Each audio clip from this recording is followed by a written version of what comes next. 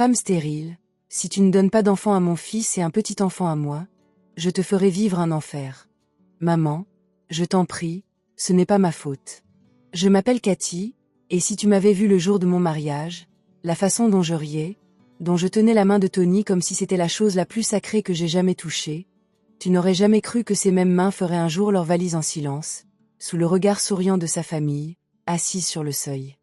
Mais permettez-moi de commencer par le début, car cette histoire n'a pas débuté par une trahison.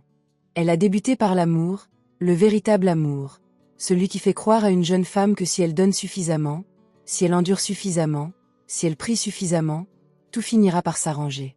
J'avais 24 ans quand j'ai épousé Tony. Il avait 31 ans, était sûr de lui, les épaules larges, le genre d'homme qui, en entrant dans une pièce, attirait tous les regards. Sa mère, Madame Vicky, ne voulait pas qu'il m'épouse. Elle le lui avait dit franchement, non pas en secret, mais là, à table, lors de notre premier dîner de famille, que j'étais trop ordinaire, que je n'avais rien, qu'un homme comme son fils méritait mieux. Tony avait pris ça à la légère, il m'avait serré la main sous la table et m'avait chuchoté. « Ne t'en fais pas pour elle, elle parle comme ça à tout le monde. » Je l'avais cru. Je l'avais cru comme seule une femme amoureuse peut croire un homme, sans réserve, sans poser de questions, sans même chercher à déceler les failles qui commençaient déjà à apparaître sous ses pieds. Nous nous sommes mariés en décembre, sous un dais blanc, avec des décorations orange et or, et un riz jollof dont tout le quartier parle encore. Je portais une robe que ma mère avait économisée pendant 3 ans pour m'aider à l'acheter. J'ai pleuré à l'hôtel, non pas de tristesse, mais d'émotion, car j'avais le sentiment que ma vraie vie commençait enfin. Mais la deuxième année, quelque chose avait changé. Je n'étais pas enceinte. Je n'ai pas paniqué. Beaucoup de couples essaient pendant 1 an, 2 ans, j'avais lu ça. Je me suis dit qu'il fallait être patiente. Je lui préparais ses plats préférés. Je priais tous les matins avant son réveil, agenouillée sur le sol froid, ma voix à peine audible. La 3e année, Madame Vicky commença à venir plus souvent. Et chaque visite ressemblait à une inspection. Elle parcourait lentement la maison, son regard scrutant tout. Les rideaux, la cuisine, moi, comme si elle évaluait les dégâts. Elle s'asseyait en face de moi à table, sirotait son thé, puis lançait une phrase qui semblait être une conversation, mais qui sonnait comme une gifle. « Cathy, as-tu consulté un médecin ? Cathy, dans notre famille, les femmes sont très fertiles. Toutes les tantes de Tony ont eu des enfants dans l'année qui a suivi. Cathy, tu manges bien ? Le stress peut obstruer l'utérus, tu sais. Toujours Cathy, toujours moi, jamais son fils. Et Tony, mon mari, celui qui m'avait serré la main sous la table, restait assis là, sans rien dire. Pas un mot pour se défendre, pas un mot pour me corriger. Il se contentait de regarder son téléphone ou par la fenêtre, comme si la conversation ne le concernait pas. Ce silence fut la première blessure, celle qui ne saigne pas immédiatement. Mais plus tard, au beau milieu de la nuit, on pose la main sur sa poitrine et on comprend que quelque chose est brisé. Au bout de 4 ans, je suis allée seule à l'hôpital. J'étais assise dans une salle d'attente aux chaises en plastique, avec un ventilateur de plafond qui vacillait comme s'il était à bout de souffle. Et j'ai laissé un médecin me faire des examens. J'étais terrifiée, non pas parce que je craignais d'avoir un problème de santé, mais parce que je savais déjà ce qui se passerait si les résultats étaient incertains. Je savais déjà qui serait tenu pour responsable. Les résultats sont arrivés. La doctoresse, une femme discrète avec des lunettes de lecture sur le nez, a dit à Madame Cathy : « Il n'y a rien ici qui puisse vous empêcher de concevoir. Vos taux hormonaux sont normaux. Vos trompes sont perméables. Avez-vous fait des analyses ensemble, vous et votre mari ? » Je suis rentrée chez moi et j'en ai parlé à Tony.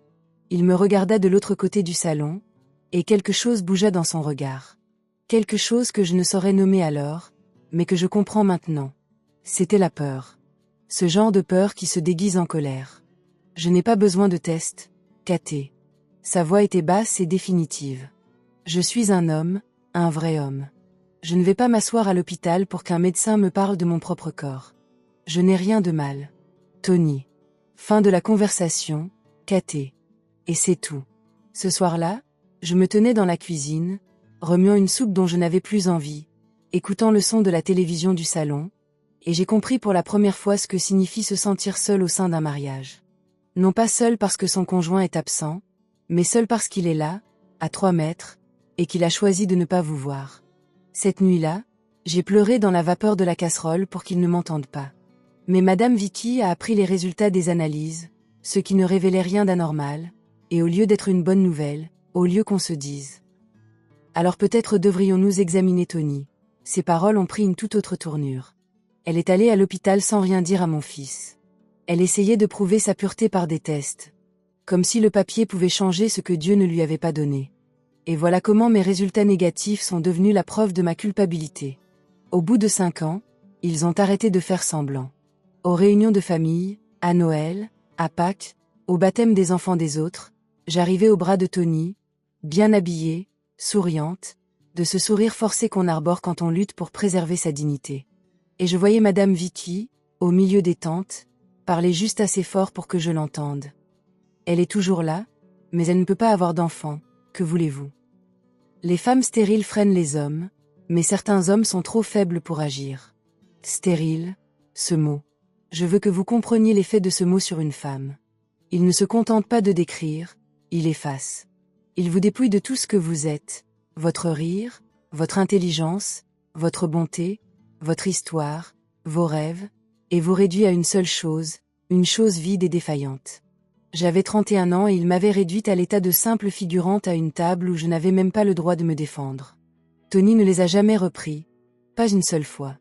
Et dans ces moments de silence où je le regardais, attendant juste qu'il dise un mot, qu'il s'interpose entre sa famille et moi avec ne serait-ce qu'une fraction de l'énergie qu'il déployait pour protéger son propre orgueil, il détournait le regard.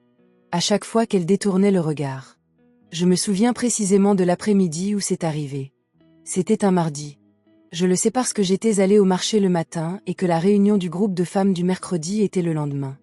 J'étais en train de laver des tomates à l'évier de la cuisine quand j'ai entendu le portail s'ouvrir. J'ai entendu des voix. La voix de Tony, basse et posée, comme lorsqu'il était détendu. Et une autre voix, plus légère, plus aiguë, avec une sorte de clarté qui me figea aussitôt les mains dans l'eau.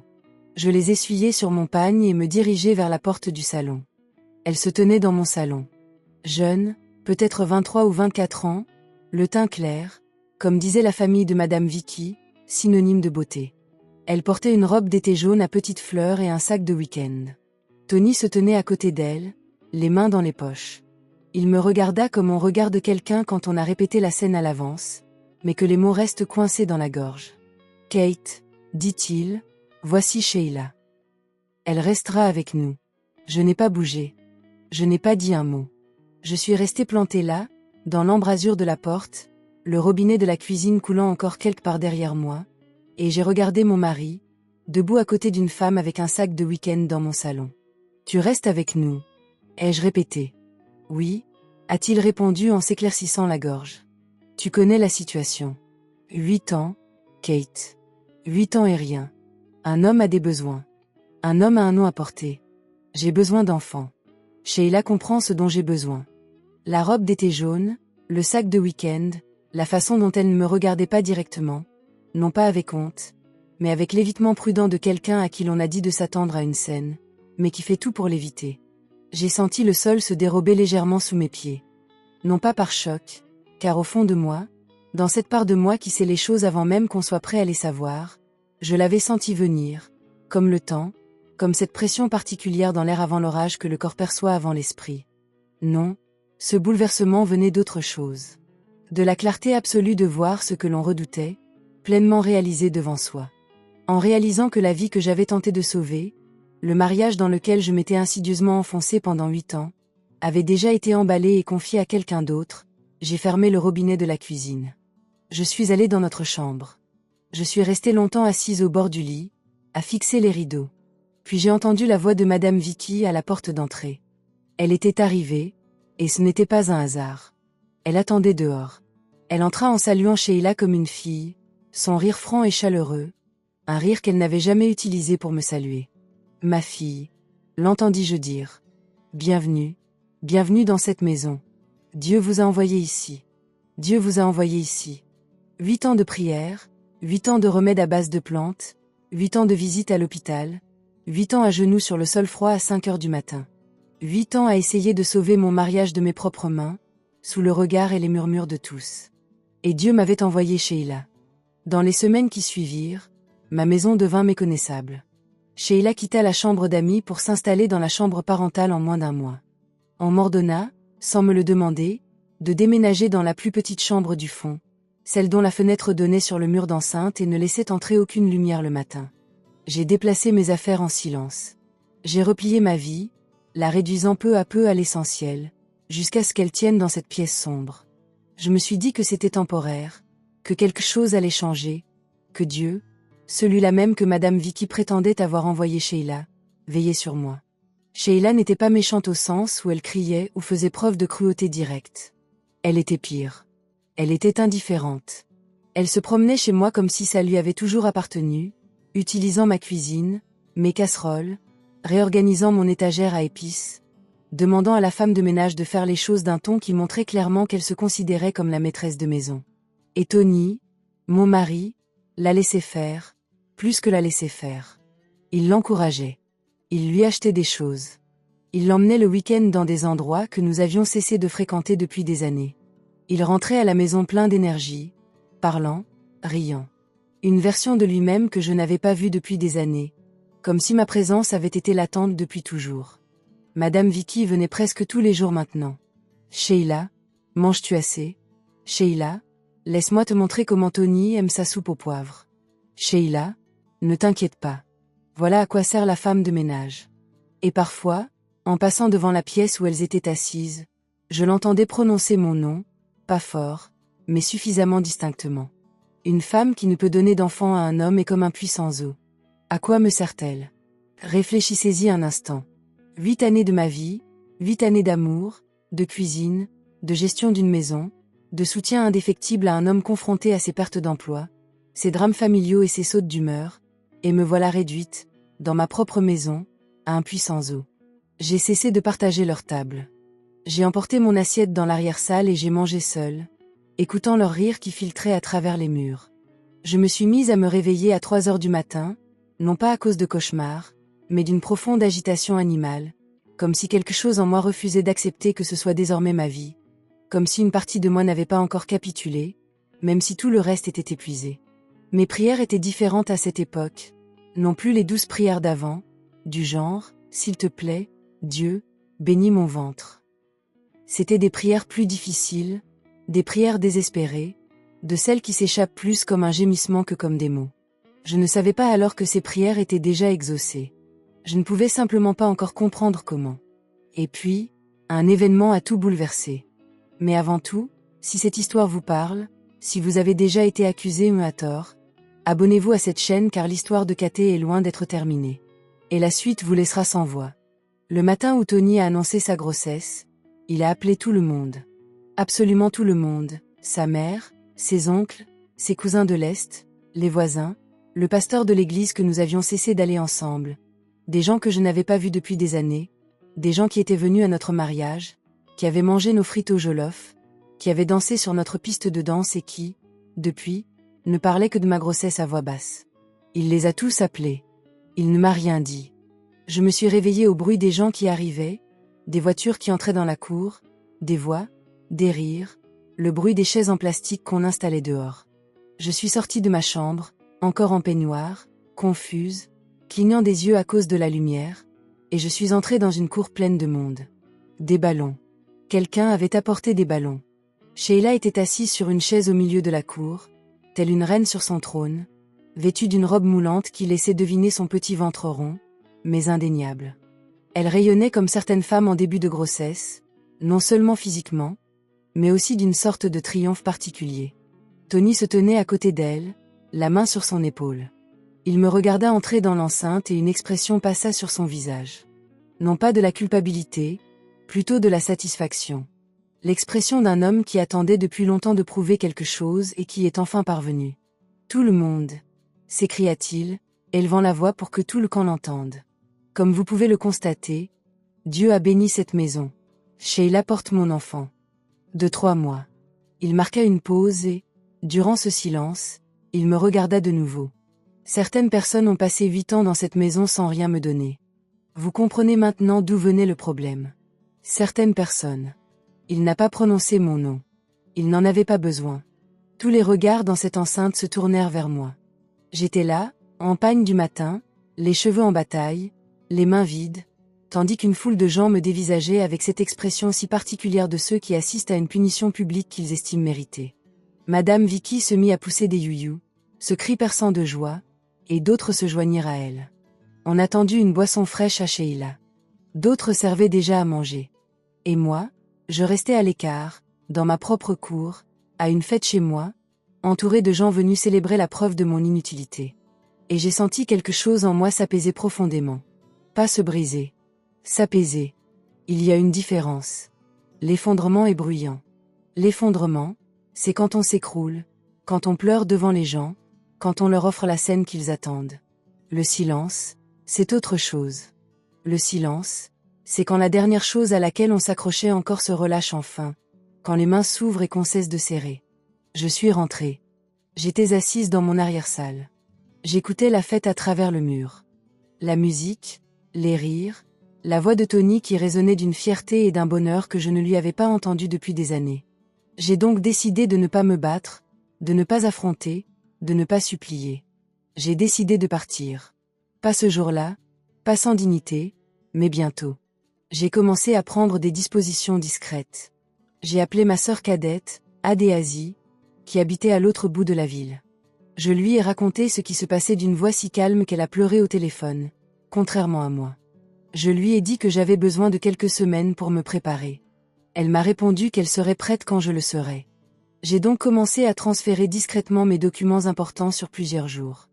Mon certificat, ma carte d'assurance maladie, les quelques économies que je gardais précieusement dans une enveloppe cachée derrière le double fond de mon armoire, cet argent dont personne n'avait connaissance, cet argent que j'économisais depuis 3 ans avec une intuition inexplicable, comme si une petite voix intérieure savait déjà que j'en aurais besoin.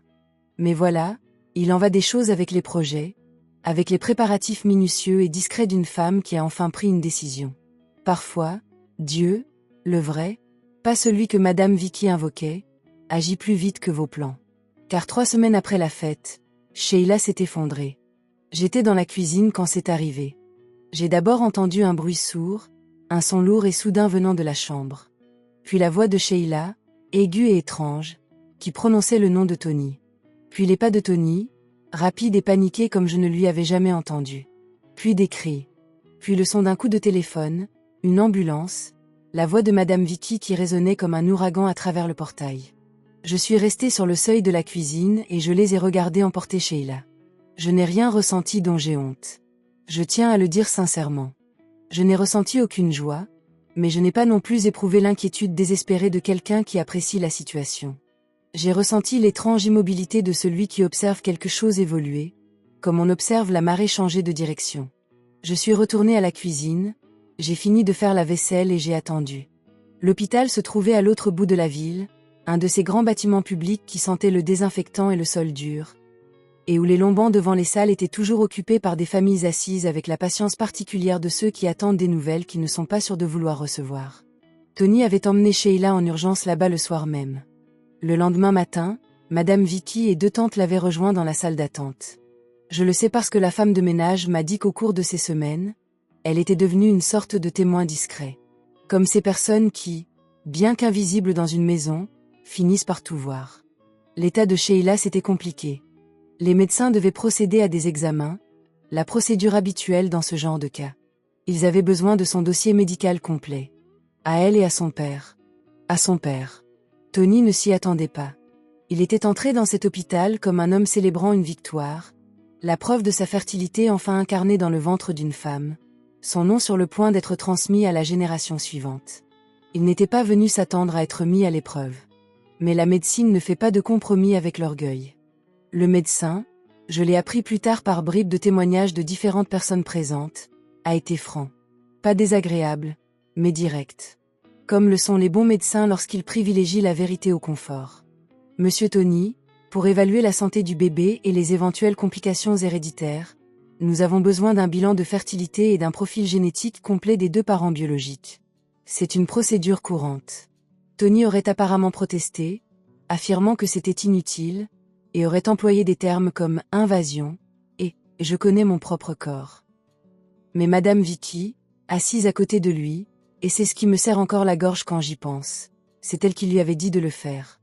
Elle voulait en être absolument certaine, je crois. Après toutes ces années à me blâmer, elle voulait que ce soit confirmé noir sur blanc, sur un document officiel de l'hôpital, avec la signature d'un médecin. C'était bien moi. Elle avait elle-même demandé le test. Alors Tony l'a fait. Ils ont tous attendu. Puis le médecin est revenu. Je n'étais pas là. Je tiens à ce que ce soit très clair là-dessus. Je n'ai pas été témoin de ce moment, mais on me l'a décrit si souvent et avec tant de détails par des personnes présentes dans la pièce que je le vois aussi clairement que si j'y avais été.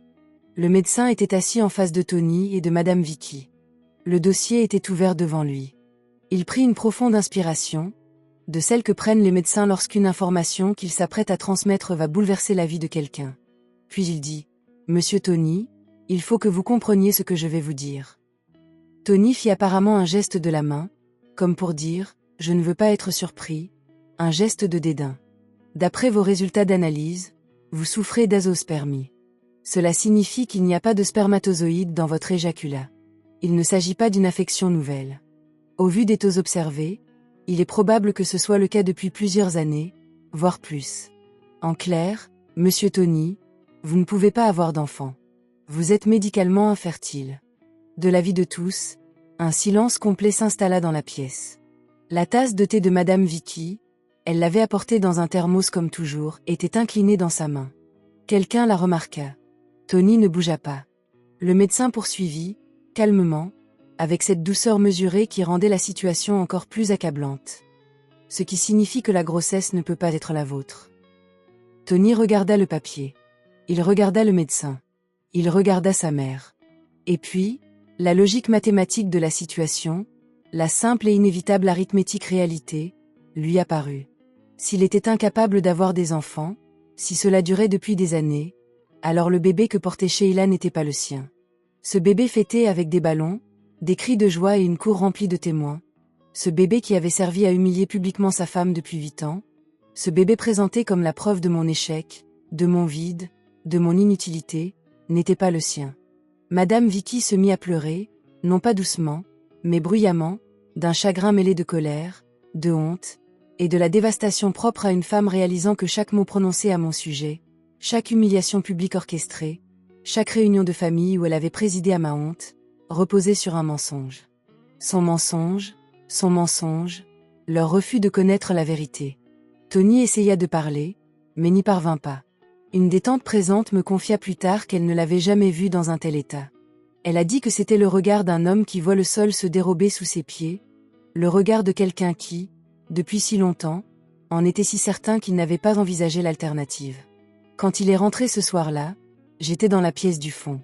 Je l'ai entendu entrer, je l'ai entendu s'asseoir longuement au salon sans allumer la télévision, j'ai entendu le silence d'une maison qui, pendant des mois, avait résonné des fêtes des autres et qui, à présent, était plongée dans un silence absolu. Il a frappé à ma porte. Je n'ai pas répondu. Il est resté là un moment. J'apercevais l'ombre de ses pieds sous la porte. Puis il s'éloigna. Allongé dans le noir, je fixai le plafond et ressentis quelque chose que je n'avais pas éprouvé depuis des années. Ni le bonheur, ni le triomphe, la paix.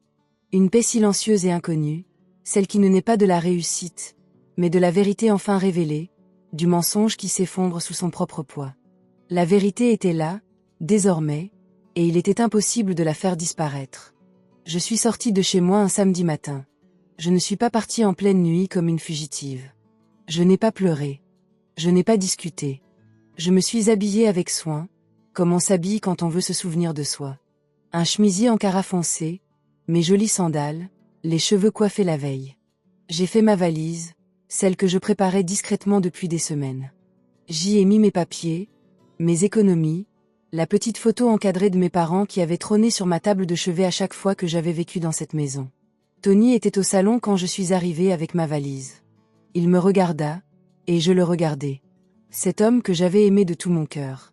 Cet homme qui, pendant 8 ans, avait laissé sa famille me dévorer vivante. Cet homme avait organisé une fête pour célébrer mon humiliation. Et j'ai ressenti quelque chose de très simple, de la pitié.